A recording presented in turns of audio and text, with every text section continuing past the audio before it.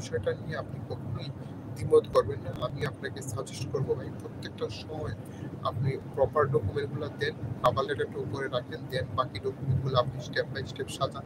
আপনার bank transaction, ব্যাংকের যে সলভেন্সি সার্টিফিকেট আপনি নেবেন, আপনার যদি কোনো ইয়া থাকে কিংবা সঞ্চয়পত্র থাকে, আপনি বাংলাদেশ ব্যাংকে গিয়ে বলেন আপনার সঞ্চয়পত্রের জন্য সার্টিফিকেট পাবেন, সেই সার্টিফিকেটটা শো করবেন।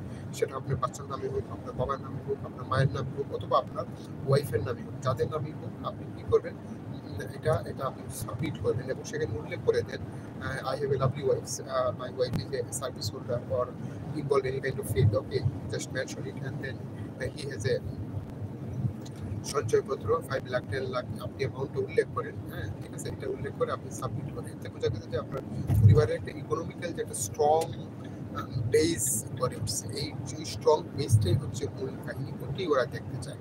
ওরা আসলে আপনার কত টাকা আছে, আপনি কত টাকা গিয়ে ইউকেতে খরচ করবে, এটা ডাজেন্ট ম্যাটার। তাদের ম্যাটারটা হচ্ছে যে আসলে তারা আসলে বুঝতে চায়। আমি একটা জিনিস আপনাদেরকে আরো শেয়ার করি, সেটা হচ্ছে আমি যখন ইয়াতে আসলাম, এয়ারপোর্টে আসলাম, হিথ্রো এয়ারপোর্টে, তখন দেখলাম ওরা আসলে এত বিজি, মানে প্রতি মনে হয় 1 থেকে 1 মিনিটের ভিতরে মনে হয়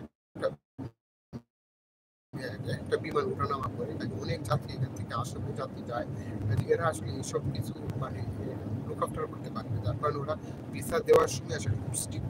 কিন্তু আফটার ভিসা তারা হচ্ছে খুব বেশি যে আপনাকে মানে ওদার করবে বা আপনাকে ইয়া করবে, হ্যারাসমেন্ট করবে, এই সামর্থ্যটা তাদের আসলে মানে খুব কম, বা এটা তারা রিডিউস করার জন্যই আসলে তারা ভিসা প্রোগ্রামটাকে খুব কঠিন করেছে।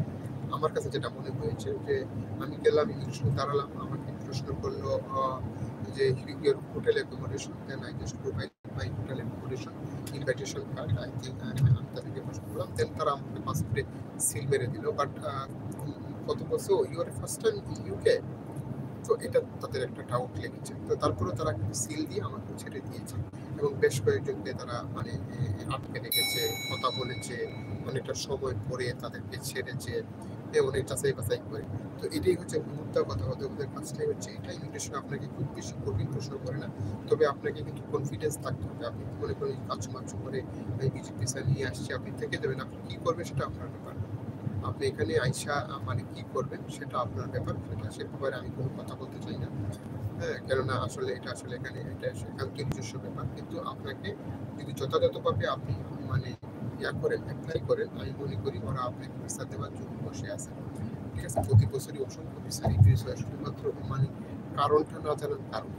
ঠিক আছে, কি কারণে রিফিউজ হচ্ছে, আপনি ব্যাংকটা কিভাবে সাজাবেন, কভার লেটারটা কিভাবে লিখবেন, আদার্স ডকুমেন্টগুলো কিভাবে সাজাবেন। যে আপনি ফলস ডকুমেন্ট মানুষ কখন দেয়, যখন সে তাড়াহুড়া করে। আপনার একটা বিজনেস আছে, এই মুহূর্তে আপনার বিজনেস আইডি কার্ড নেই, মানে ভিজিটিং কার্ড নেই, আপনার বিজনেস প্যাড নেই, ওকে, সমস্যা নেই, কিন্তু আপনি একটু সময় নিয়ে হলে কিন্তু আপনি এটা সাজাইতে পারেন। আপনার হয়তো ট্রেড লাইসেন্স নেই, অন্যের নামে ট্রেড লাইসেন্স আপনার নামে চালিয়ে দিয়েছেন, এটা কখনোই করবেন। এরকম করলে আপনি নিজের পায়ে নিজে গোড়াল দিচ্ছেন। হ্যাঁ, আমি বলবো আপনি কোনো অবস্থাতেই এরকমই না যাওয়া আপনার জন্য বেটার হবে। আশা করি এই ভিডিওর মাধ্যমে আপনি বুঝতে পেরেছেন যে আপনার আসলে কিভাবে ইউকে ভিসাটা অ্যাপ্লাই করলে ভিসাটা গ্রান্ট হবে। ধন্যবাদ সবাইকে।